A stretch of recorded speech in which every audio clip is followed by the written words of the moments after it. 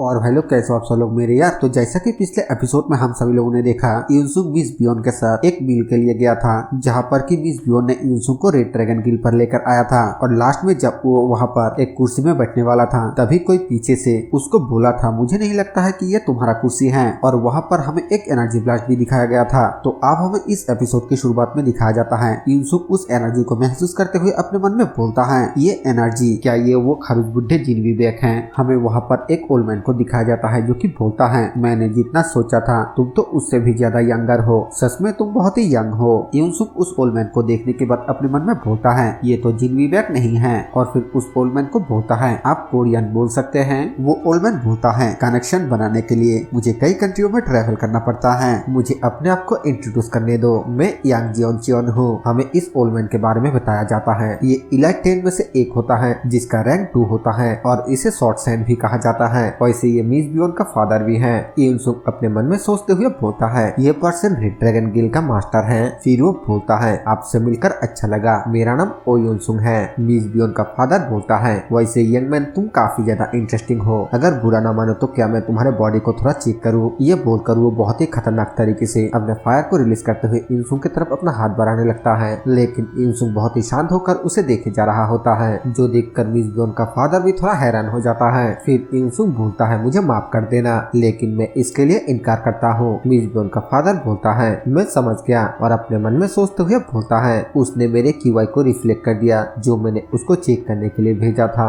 युनसुक बोलता है, दरअसल हाल ही में बहुत सारे लोगों ने मेरे बॉडी को चेक करने की कोशिश की। और अपने मन में सोचते हुए बोलता है, मैं उसे वो करने नहीं दे सकता जो उस खरुज बुढ़े जिनवी वेक ने मेरे साथ किया था। युनसुक के बातें सुनने के बाद मिस बियोन का फादर जोर जोर से हंसते हुए बोलता है, क्या सच में तुम्हारे इस तरह के बॉडी के साथ हर कोई इसके ऊपर इंटरेस्टेड होगा। युनसुक फिर से अपने मन में सोचते हुए बोलता है, जिनवी वेक एक मार्शल आर्टिस्ट के बजाय एक कॉन आर्टिस्ट की तरह दिखते थे। इसके बाद मिस बियोन का फादर युनसुक को बोलता है, गुड गुड, एक आदमी को ये पता होना चाहिए कि आखिरकार उसे किस तरीके से मना करना है जो वो नहीं चाहता है। लेकिन मैं तुमसे एक और बात पूछना चाहता हूँ। फिर वो एक सीरियस फेस बनाते हुए बोलता है, इस जगह के बारे में तुम्हारा क्या राय है। युनसुक बोलता है, ये काफी ज्यादा इनक्रेडिबल था, मैंने इससे पहले इस तरह के स्केल ऑपरेशन नहीं देखा। फिर वो अपने मन में सोचते हुए बोलता है, कोई तो वजह होगा कि वो मुझे यहाँ पर क्यों लेकर आया, इनक्रेडिबल बिल्डिंग्स और डिसेबलों के नंबर को दिखाना, इसके पीछे एक कारण था कि आखिरकार उन लोगों ने मुझे ये क्यों दिखाया। फिर वो मिस बियोन के फादर को बोलता है, सच कहूँ तो मैं इसे खुद एक बार देखना चाहता था। मेनलैंड के बेस्ट हंटर ऑर्गेनाइजेशन के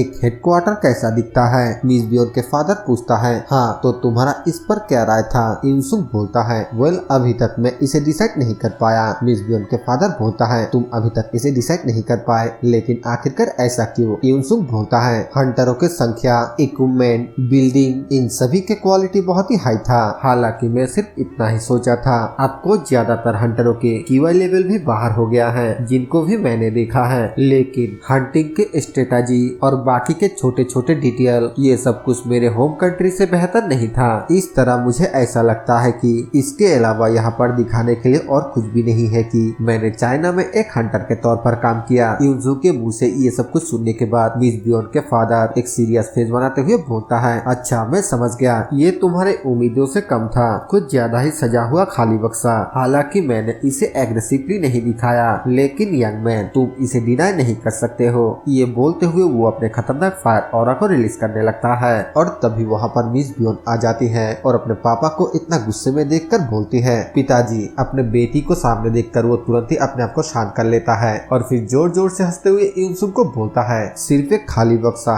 हाँ इसे लगाने का सिर्फ यही एक तरीका है। मिस बियोन अपने पापा के बात सुनकर अपने मन में बोलती है, इसे लगाने का एक तरीका है, आखिरकार पिताजी किस बारे में बात कर रहा है। और तभी उसका पापा बोलता है, तुम आ गए। मिस बियोन बहुत ही ज्यादा ब्लश करते हुए बोलती है, हाँ पिताजी। दूसरी तरफ युनसुक मिस बियोन को देखकर अपने मन में बोलता है, उसके कपड़े ये तो काफी दिखावटी हैं। इसके बाद हमें दिखाया जाता है कि मिस बियोन के पापा एक चुटकी बजाते हुए बोलता है, तो फिर क्यों ना हम ओ युनसुक के साथ खाना शुरू कर दे। हमें दिखाया जाता है कि उनके चुटकी बजाते ही एक बंदा वहाँ पर खाना लेकर आ जाता है और फिर बहुत सारा खाना टेबल पर सजा देता है। मिस बियोन का पापा उन दोनों को बोलता है, तुम दोनों का जोड़ी तो काफी अच्छा है। जो सुनकर युनसुक अपने मन में सोचते हुए बोलता है, आखिरकार इस दावत के साथ ये क्या हो रहा है। और फिर खांसते हुए बोलता है, मैं बस मिस यांग बियोन के साथ यहाँ पर एक सिंपल मील के लिए आया हो। मुझे समझ में नहीं आ रहा है कि आखिरकार मैं अभी यहाँ पर क्यों हूँ। मिस बियोन का पापा बोलता है ऐसा इसलिए है क्योंकि मैं तुम्हें उसे यहाँ पर लाने के लिए बोला था।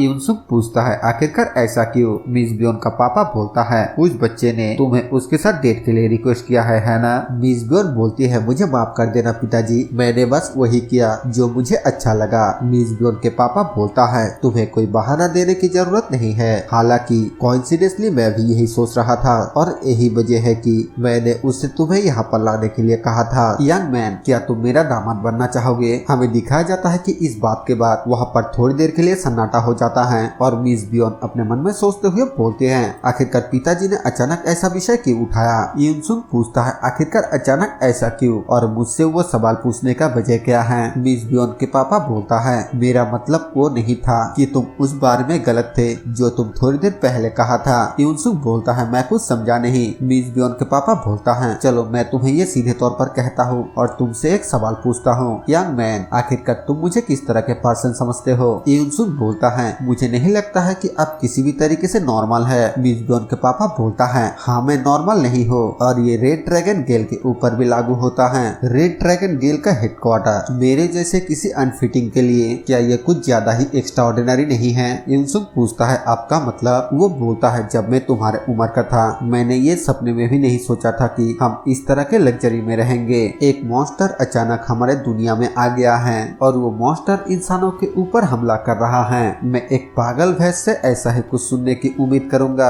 हालांकि नॉर्मल सिविलियंस के ऑपोजिट हम मार्शल आर्टिस्ट हैं। जब मॉन्स्टर अपेयर हुआ तब हम हमारे स्किल का इस्तेमाल करते हुए उनसे लड़ने के लिए सबसे आगे जाकर खड़ा हो गए, लेकिन जैसे जैसे हम मॉन्स्टरों को हंट करते रहे वैसे वैसे हमारे पास पैसों का ढेर लगना शुरू हुआ। हम जो माफियाओं के सैनिकों के भारे के रूप में काम करके किसी तरह मुश्किल से अपने पहचान बनाए रख पाते थे, पूरी तरीके से एक नई जिंदगी को शुरू करने के काबिल हो गए थे। यहाँ तक कि सदियों पहले जब मार्शल आर्टिस्ट को बहुत ही ज्यादा सम्मान दिया जाता था तब भी हमारे साथ उस तरह के व्यवहार नहीं किया जाता था जैसा अब किया जाता है। इतना भाग्य, इतना अधिकार, लेकिन सच कहूँ तो ये कोई ऐसी चीजें नहीं है जो हमने मार्शल आर्टिस्ट के तौर पर कमाया है। यूनसुक बोलता है आपका मतलब है कि एक हंटर के तौर पर। मिस बियोन के पापा बोलता है हाँ तुम इसे बहुत अच्छी तरीके से समझते हो। हमें एक हंटर के तौर पर काम करना चाहिए, मॉन्स्टरों को हंट करना और सिविलियंस को खतरे से प्रोटेक्ट करना। रेड ड्रैगन गेल जो कहीं के बीच में सिर्फ एक छोटा सा डोजो था